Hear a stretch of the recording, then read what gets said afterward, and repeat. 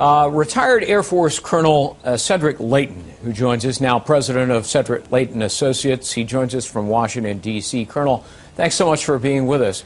Let's talk about the strategic importance of Egypt. Access to the Suez Canal. It is, I think it's absolutely critical for the U.S. military missions in the Middle East, not to mention the 2,000 some odd military aircraft that fly through Egyptian airspace every year. Is that reason alone for the United States to maintain financial aid to Egypt and to do what it can to preserve the long-standing strategic partnership? It is a large part of the equation, and Greg, when you look at the way in which Egypt is situated, and you see not only where it's located on the map in northeastern Africa, but also how its close proximity to the Gulf states such as Saudi Arabia, Qatar, Oman, the United Arab Emirates, and Kuwait, you have a real need from a logistical standpoint to use Egypt as a transit point. If Egypt were to fall away from being a transit point, you would have a situation where it would be exceedingly difficult for the United States to help any of its either forces that are stationed in those areas or to provide support to other governments in the region. So it becomes incredibly tenuous at best from a logistical standpoint if that were to be cut off. And it is a very key element for us to keep our presence there and to keep our overflight rights there. Very, very important from a strategic perspective. Yeah.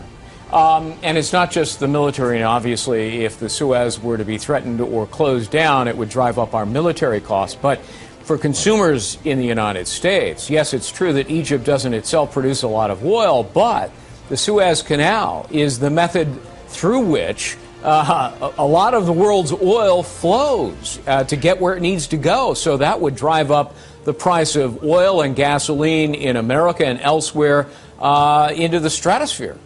It would, and in fact, you're already seeing some movement in the oil price to the upside, and you have Thursday's close, I think, was $111 a barrel, which is up quite a bit from just a few weeks ago. And that kind of unrest that you're seeing in Egypt now, and especially, since Egypt is so strategically located with the Suez Canal there, that makes a huge difference. Plus, you couple that with the unrest in Syria, you couple it with potential unrest in the Gulf Arab states, even Saudi Arabia. That becomes a key driving force from an economic standpoint. And when people talk about these strategic moves being all about oil in the Middle East, they are partially correct because, quite frankly, we have not quite achieved energy independence.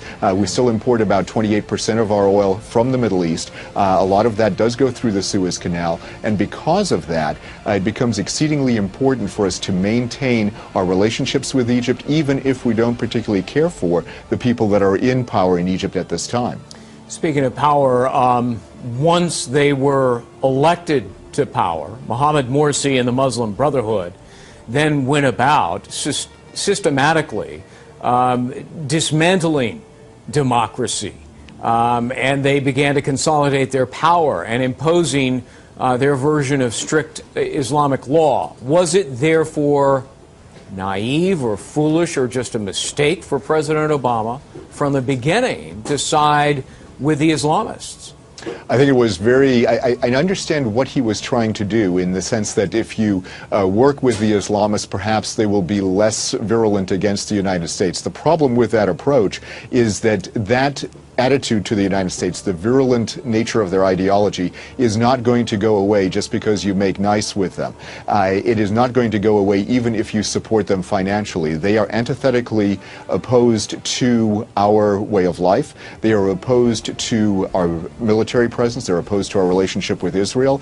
And because of that, they see us as an impediment not only to their assumption of power, but also to their designs for the greater Middle East. And whether or not the relationship with the Muslim Brotherhood and Al-Qaeda is a solid one, and in my view it is not a solid one, there are still designs by the Muslim Brotherhood to co-opt a lot of the regimes that have been friendly to the United States in all kinds of Arab nations. And once those regimes are co-opted or are taken over by the Muslim Brotherhood or allied groups, you're going to have a huge problem on our hands from a strategic perspective. And the logistical issues that we would be confronting with Egypt and the Suez Canal will pale in comparison comparison to the issues that we'd be confronting if Muslim Brotherhood-friendly governments took over in many of the other countries in the Middle East. All right. Colonel Cedric Leighton, thanks so much for being with us. Appreciate your insight.